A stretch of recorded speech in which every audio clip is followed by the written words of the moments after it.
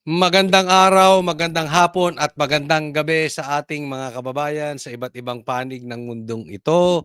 Muli po, Coach Oli magbabalik, ang inyong lingkod, ang inyong kasama, ang inyong mga kaibigan at ang inyong kakampi bilang isang sundalong tagapagtanggol ng mga taong bayan at ng mga Duterte.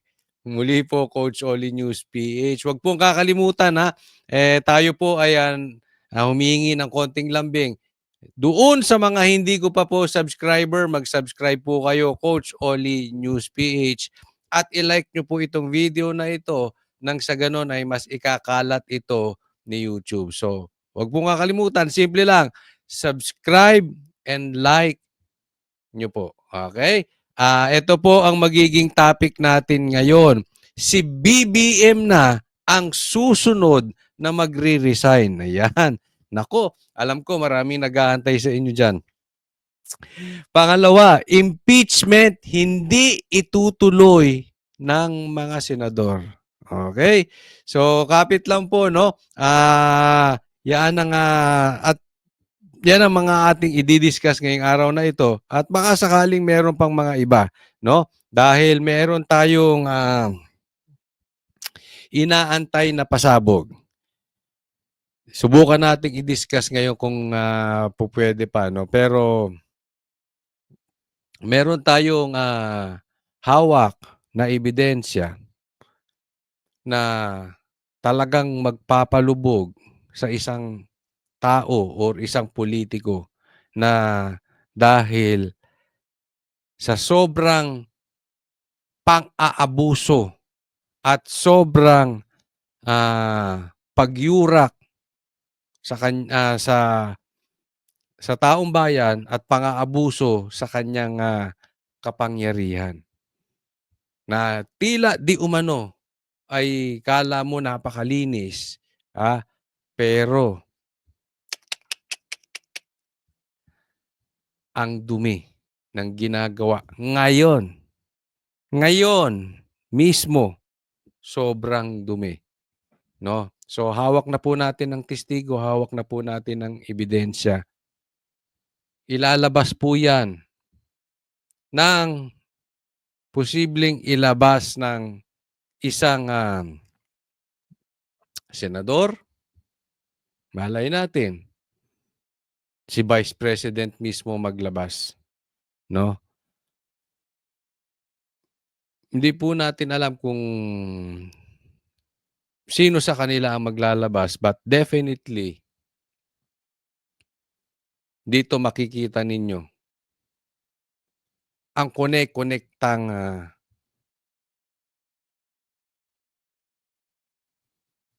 pagdiin sa mga Duterte na tila ang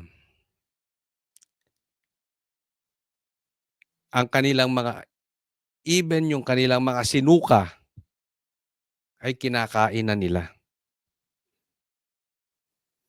Para lang madiin ang mga Duterte. Abangan nyo po yan.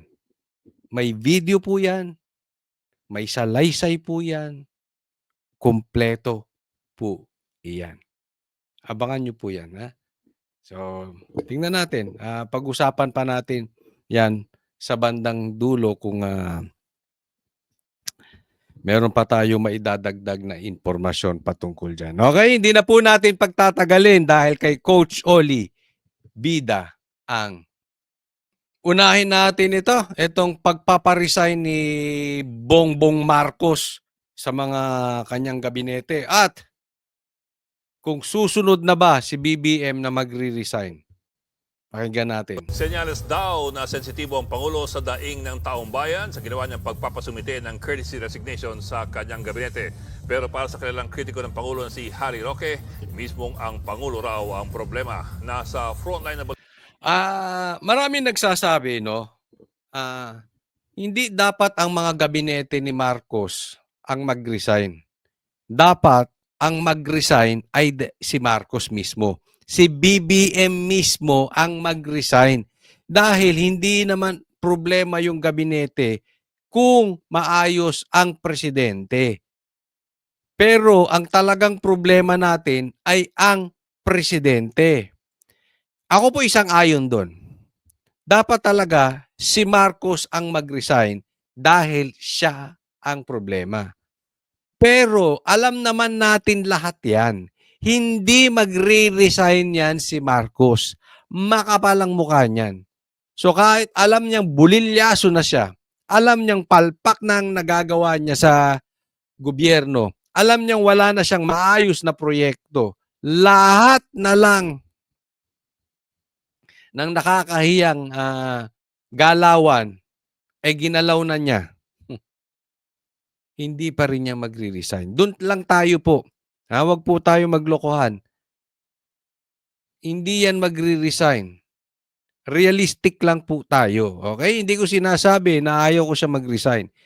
Gustong-gusto ko siyang mag-resign. Pero sa katotohanan, hindi yan magre-resign. Kaya nga po ang sabi ko, okay na rin na ipagpa-resign niya itong mga gabinete niya. Kasi marami talaga. Bagamat hindi po lahat ng gabinete ni Marcos ay palpak, karamihan po palpak. So okay na rin. At least may babantayan tayo. Sino-sino ba yung ipapalit niya? At ito bang mga pinagtatagal niya parang drama lang? Ito ba ay parang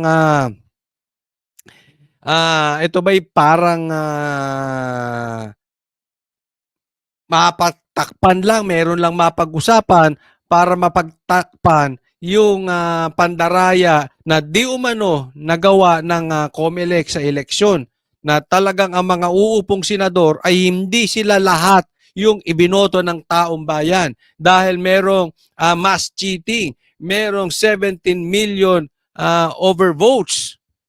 Ito ba ay ginagawa lang para pagtakpan ang kapalpakan nung nakaraang halalan? 'Di ba? Or baka naman drama lang ito, para magmukha siyang mabait. 'Di ba? Magmukha siyang matigas. Pero sa katunayan, ilalagay naman sa ibang pwesto. Hindi po natin alam. Okay? Pero babantayan natin. So, at least mapalitan. Baka naman sakali, mas maganda yung mas maayos yung mga ipapalit nilang secretary ngayon. Okay? Tuloy po natin. Yan si Mian Los Baños. Hindi sila nagsalita. Nagpapasalamat si Senate President Chis Escudero sa pag-amin ng Pangulo na may problema. Pinakita raw nitong may pakialam at sensitibo siya sa daing ng taong bayan at inako ang responsibilidad na ayusin ito. Payo ng Senate President sa Pangulo, dapat dumistansya siya sa mga taong ginagamit lang siya para sa sarili nilang kapakanan. Ayon naman kay Senate Alam mo, tama eh. Dapat dumistansya si Marcos na ginagamit lang siya sa kanyang For discussion purposes, ako'y hindi naman talaga naniniwala completely or totally na hindi kasabwat si Marcos sa kapalpakan ng kanyang gabinete. Posible yung iba kasabwat siya, posible yung iba hindi. Pero kailangan siyang dumistansya sa mga ito. Mag-iingat siya, lahat po maraming bumubulong. Kung ordinaryong Pilipino nga, may bubulong-bulol. May mga sulsul 'di ba? Kahit naman kayo, may mga sulsul sa paligid ninyo. Usually, yung mga sulsul na yan yung demonyo. Kaya mag-iingat siya. Kaya nga may kasabihan, tell me your friends are, and I will tell you who you are. 'Di ba? Sabihin mo sa akin sino yung lagi mong kasama. Malamang-lamang ganyan ka. Kaya mag-iingat ka sa pagdidikit ng mga yan. Buti pinagtatanggal nyo. Alisin mo na, Marcos, yung mga kidnapper dyan. Alisin mo na yung mga abusado dyan. Lalong-lalo na, alisin mo yung may mga problema sa pera. Yung may mga problema dyan sa pogo. May mga problema dyan sa sugal. Higit sa lahat, yung may mga problema dyan sa droga. Pagtatanggalin mo yan. Kasi salot sa bansa yan eh. Maglalayo ka dyan, Marcos. Nako. Ayon naman kay Senate Minority Leader Coco Pimentel, Nakso, may extra ka pa, Coco Pimentel ha. Kaya nagmamadali ito eh. Oh, mawawala na siya sa Senado. Naalala nyo, ito si Pimentel ang nagmamadali para ma-impeach si BP Sara kasi hindi na siya makakaepal eh. Oh, wala na siya, talo pa. Ayun ang huli kong balita rito, natalo pa ngayong election, pambira. Oh. Mas mainam na kumuha ang Pangulo ng mga gabineteng may idealism at yung mga walang planong tumakbo sa 2028 election. No, dapat ganon. I agree naman doon sa part na yon. Yung kukunin mong gabinete, yung walang pangarap tumakbo sa 2028. Alam mo kasi baka mamaya mangungurakot lang yan dahil kailangan niya ng pera for election o baka mamaya puro papogi lang yan, puro press release lang yan. 'Di ba? Puro panglabas ang inaayos niyan. Bakit? Kasi tatakbo sa 2028. Yung talaga maninilbihan at eksperto kung saan mo siya ilalagay. Halimbawa, maglalagay ka ng Secretary of Justice. Yung tao mismo wala sa hustisya. Anong expertise niyan? 'Di ba? Halimbawa lang po 'yun. Maglalagay ka ng Secretary of Agriculture. Wala namang alam. Kurakot pa, smuggler pa. Ano mangyayari? 'Di ba? Wala po tayong pinapatamaan. 'Yun lang pong ay halimbawa na dapat kung anong klaseng sekretary ang iyong kukuhanin. Para sigurado raw na mas matututukan nila ang trabaho. Si Senator Win Gatchalian umaasang magsisilbing paalala ang rigudon sa gabinete para pagbutihin nila ang kanilang trabaho. Iginiit din ni Senator G.V. Ejercito na hindi dapat magpakakampante o magkuya-kuyakoy ang mga opisyal ng Pangulo. Para sa Makati Business Club, kontento raw sila sa performance ng kasalukuyang hanay ng gabinete ni Pangulong Bongbong Marcos. Ay, nako yung Makati Business Club, sumipsip pa sa mga gabinete. Okay naman daw sila para sa kanila, ha? So, kayo, Makati Business Club, tinatawag nyo bang sinungaling? Sinungaling yung presidente natin? Kasi sinasabi nyo, okay naman yung mga gabinete, yung mga sekretary, okay naman. Kaya nga niya tatanggalin dahil palpak hindi nasayahan ng tao sa performance nila. O kaya tinatanggal tapos sasabihin nyo ayos naman. So ibig nyong sabihin sinungaling si Marcos? Ay, hindi maganda yan. Ito yung mga Makati Business Club. Partikular na ang economic team. These guys are well qualified for the position, so we would Ayos kaunti na.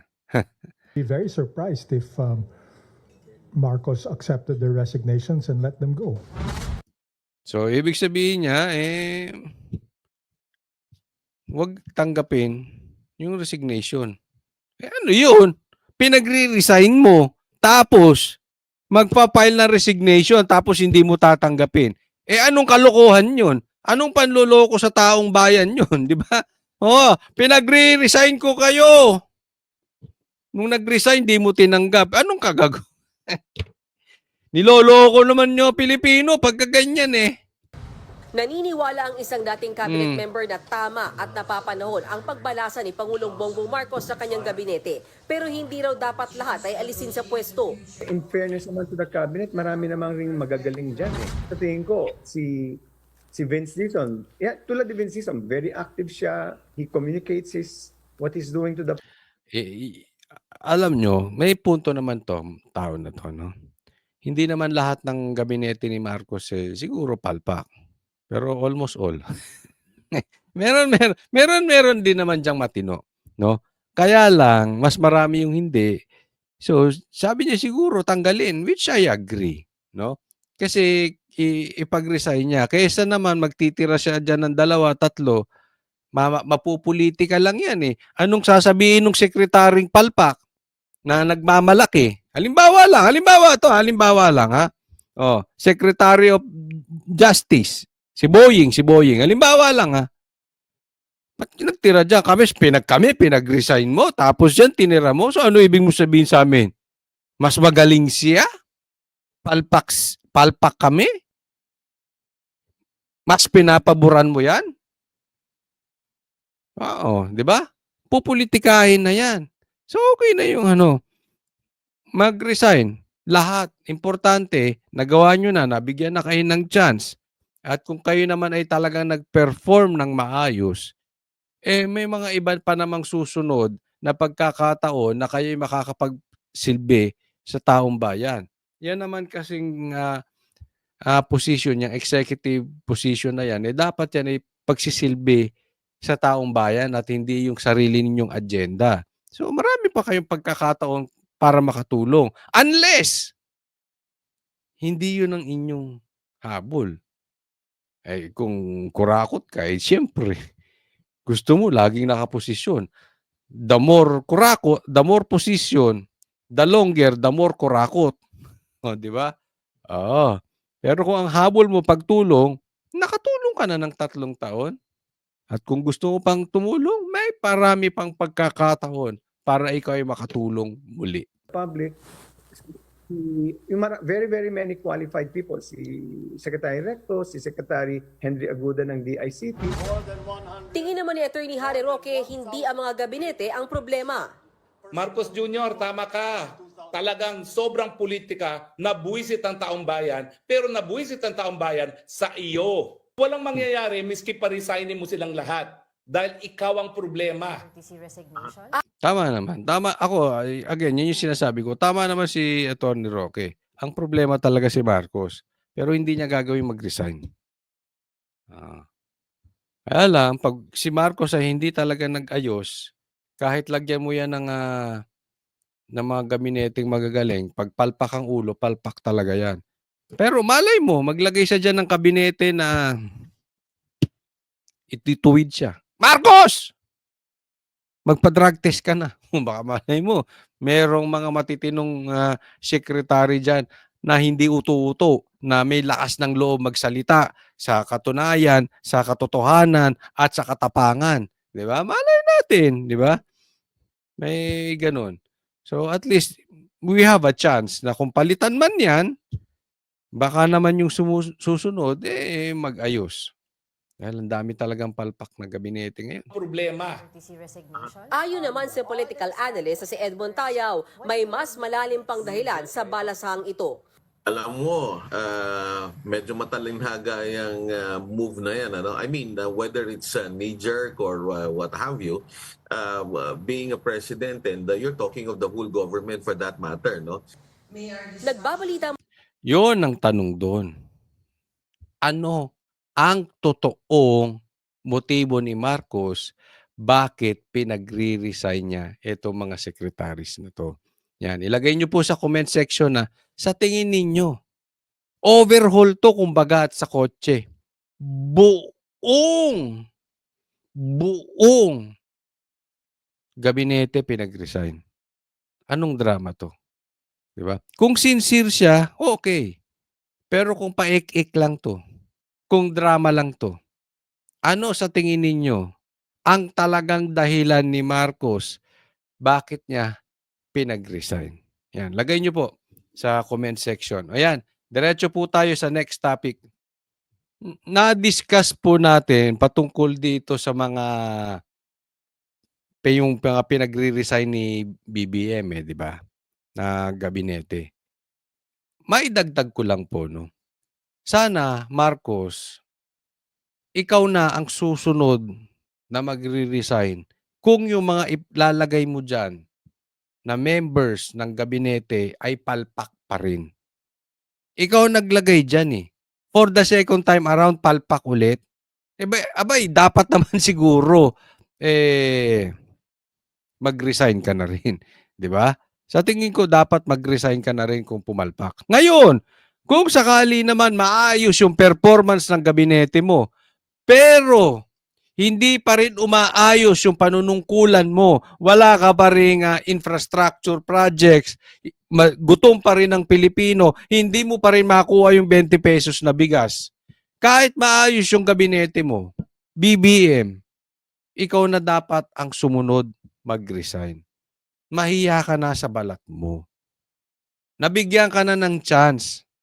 Twice. Palpak ka. Huwag mong ubusin ang pera ng taong bayan. Sayang ang pinapasahod sa'yo. Kung hindi ka pa rin magbibitaw sa posisyon mo, sa kabila ng sobrang palpak na nangyayari sa gobyerno. Tuloy po tayo. Impeachment, hindi itutuloy ng mga senador. O yan, pag-usapan natin. Formal lang inabisuhan ng Senado ang Kamara na nakahanda ito sa June 2 para sa paggulong ng impeachment trial ni Vice President Sara Duterte. May report si Tina Panganiban Perez. Sa June 2, alas 4 ng hapon, asahang handa ang Senado na tanggapin ng prosecutors ng Kamara para sa paggulong ng impeachment laban kay Vice President Sara Duterte. Ayan, ito, June 2 daw, handa ang senador para tanggapin ang paggulong ng impeachment ni BP Sara. Pero bago natin i-discuss yan, maputol muna natin. Kasi may mga nagsasabi, ito yung nabanggit na contradiction sa batas. Sabi nung isang batas, ito yung nasa impeachment law, impeachment rules, at doon sa Senate rules, mag-contradicting eh. Yung isa sinasabi na dapat pagka nagkaroon katulad ng isang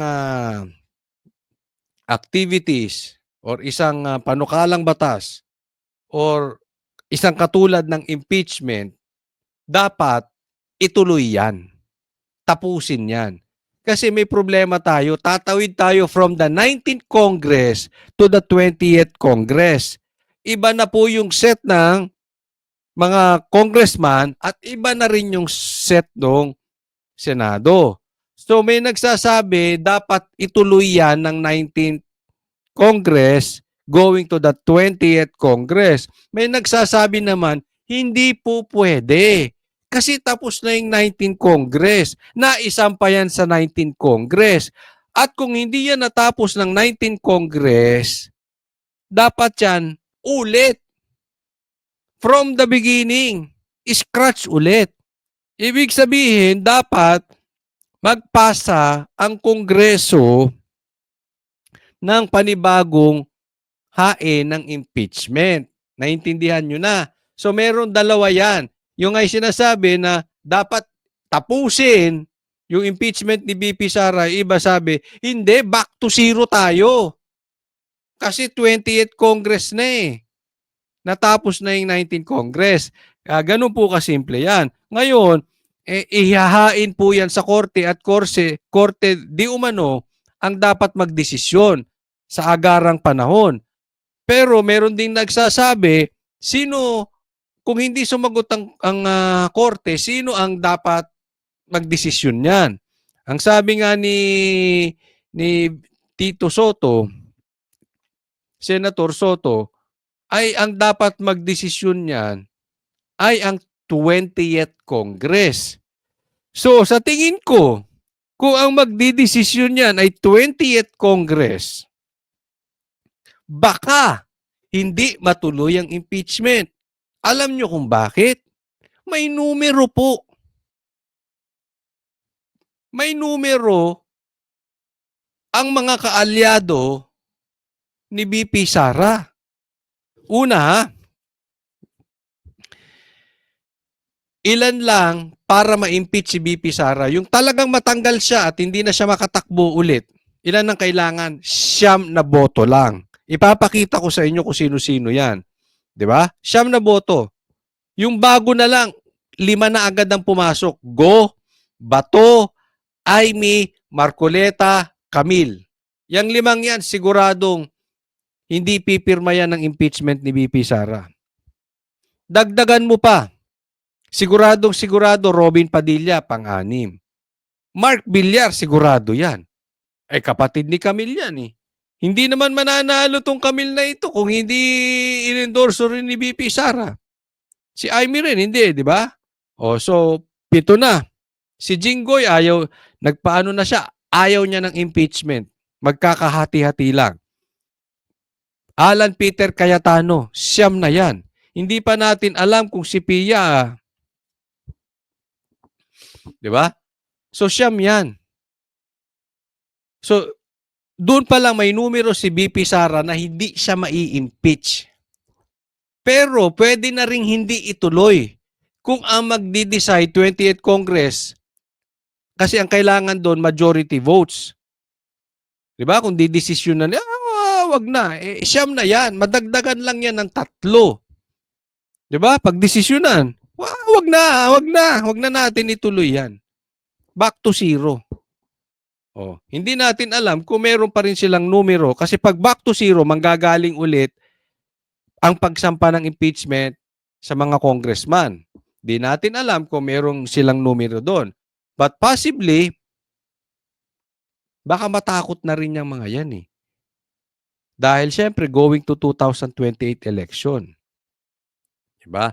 At ako naniniwala, alam ng mga senador, hindi mai-impeach si BP Sara.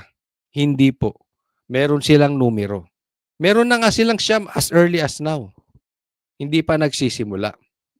So, kung ayaw mong madamay, kung ikaw ay neutral, except yung mga katulad ni Hontiveros, yung mga talagang hardcore, na talaga namang parang ipinanganak sa bundo, para ang trabaho sa buhay ay kontrahin lang ang Duterte.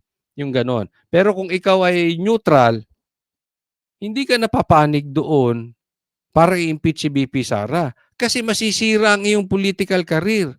So definitely hindi lang siyam to. Madadagdagan at madadagdagan. O kunwari ako nasa gitna. Ba't pa ako pipirma dyan? 'Di ba? Una, kalokohan yung impeachment. Kunwari nasa gitna, hindi ako maka-Duterte, hindi ako maka-NPA. Duterte lang, gitna lang. Ay, bakit pa ako pipirma? Magugulo lang yan. Tapos mag-i-election sa 2028. Nakita na natin ang lakas ng Duterte. Hindi na ako dyan. Ba't pa ako pupunta dyan? 'Di ba? Wag na, uy. Wag na, uy. So, palakas na ng palakas. Ayan yung sinasabi natin, unti-unti mararamdaman ninyo. As we go to 2028, unti-unti mababawasan ang nasa panig ni Marcos at unti-unti magbabalikan ang mga politiko sa palda ng Duterte. Ganyan naman eh. Dumami ang maka-Duterte nun eh. Biglang nung si Marcos na iniwan si Duterte. Di ba? No, ngayon magbabalikan ulit yung mga yan. Garantisado yan. Ako. Duterte. Bahagi yan ang nakasaad sa sulat ni Senate President Chis Escudero kay House Speaker Martin Romualdez. Ipipresenta ng prosecution panel sa sesyon ng Senado ang 7 charges na nakapaloob sa Articles of Impeachment na isinampa laban sa bise. At kinabukasan o June 3, alas 9 ng umaga, magko-convene na ang Senado bilang impeachment court na maglilitis sa bise at tatayong Pero alam mo kung ako tatanungin? Ulitin ko, pabor ako sa impeachment. Kasi sigurado ako hindi may impeach si BP Sara.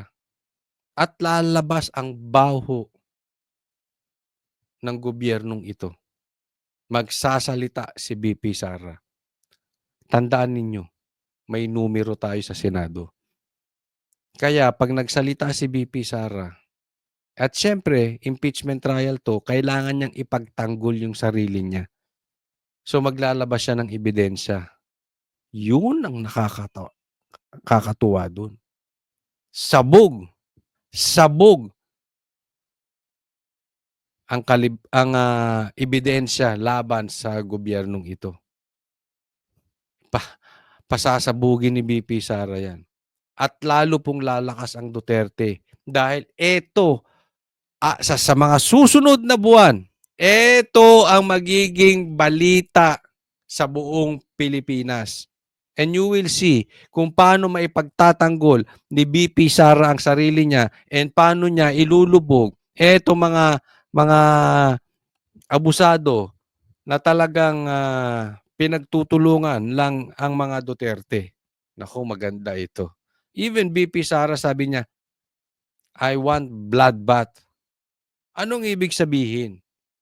Hindi po siya papatayin ng tao, pero she is ready.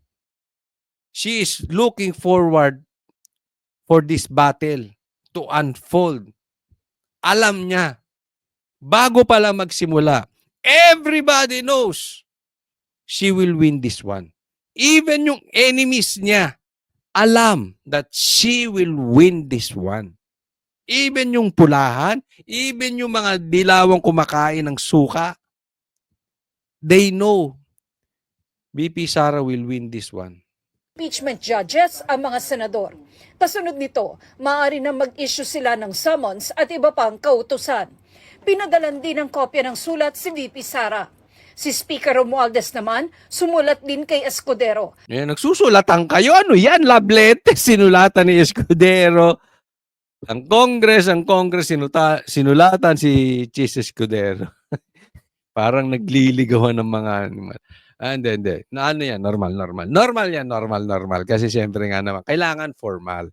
Kailangan na documented yung mga gusto nilang mangyari. Kasi baka naman di ba? Normal, okay lang yan. Sige. Tuloy nyo, sulatan nyo, Chis Escudero. At saka, Martin Romualdez. Para ipaalam na natanggap nila ang liham. Ang House Impeachment Prosecution Panel balik na sa lingguhang pulong matapos ang eleksyon. We discussed the letter of the Senate President sent to the House of Representatives. They expect us to read the articles of impeachment. In fact, the Senate, I believe it was the Senate who sent. NPA ka ba? Ang layo naman ang tanong mo. Hindi, nagtatanong lang. Hindi ko sinasabi siya. Kasi ang dami po ngayon na sinasabi nila na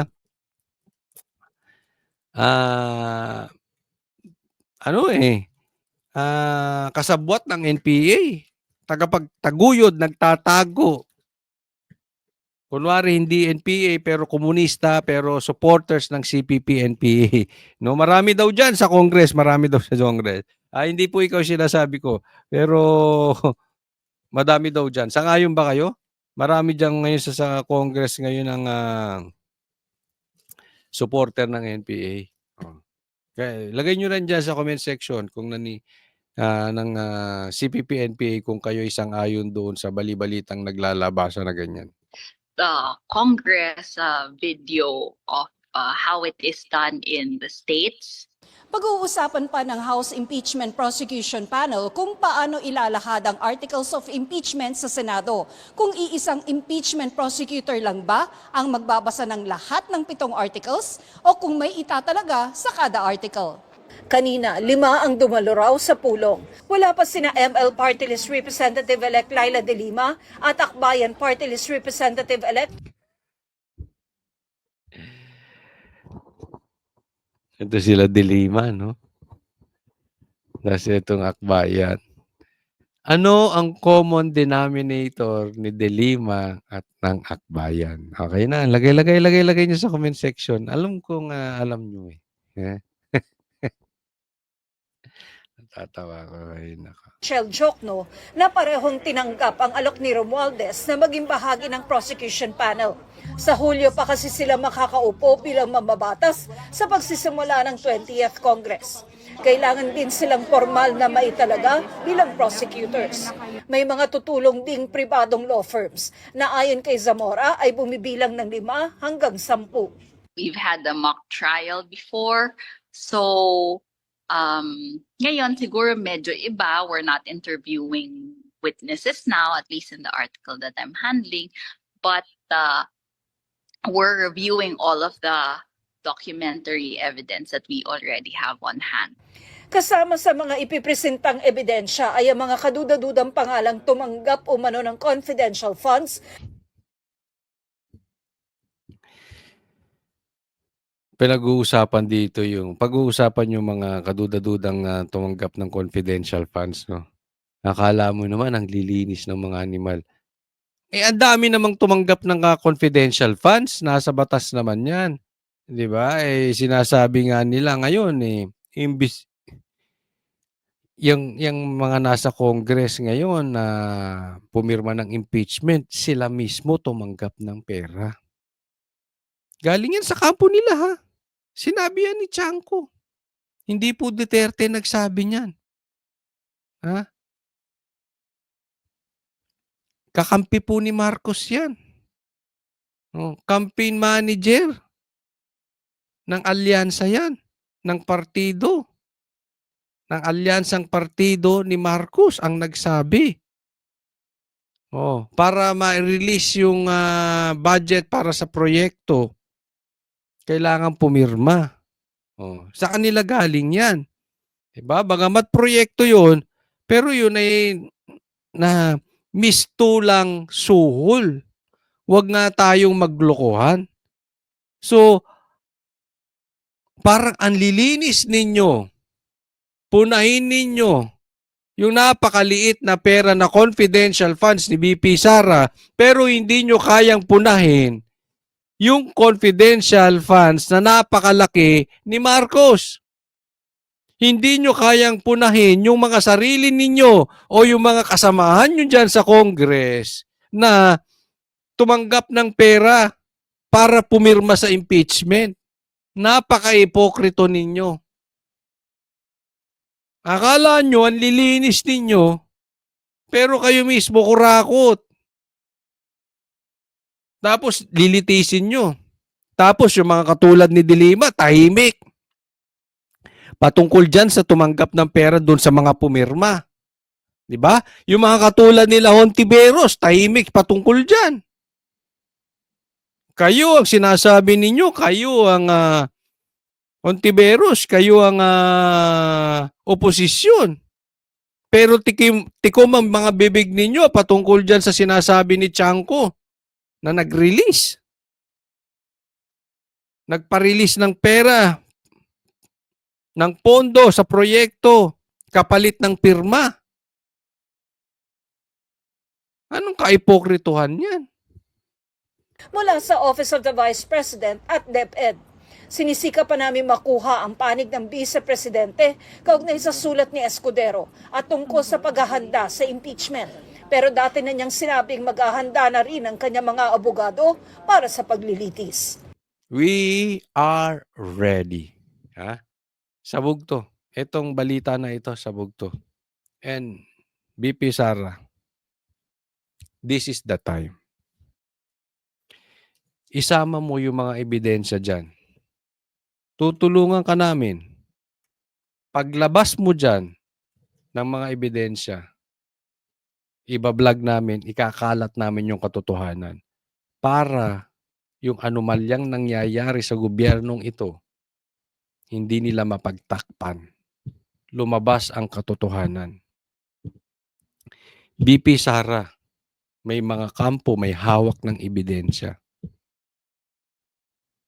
At alam ko, alam mo yan. Kung hindi mo pa alam, alam kong makakarating sa'yo yan. Yan yung sinasabi natin. And hopefully, ito yung sinasabi ko. Hopefully, si BP Sara mismo ang maglabas ng ebidensya na sinasabi natin, hawak na. Nasa mabuting kamay na. Ang tanong na lang, sino ang maglalabas? We are really hoping si BP Sara maglalabas niyan. Abangan nyo po yan. Abangan po ninyo.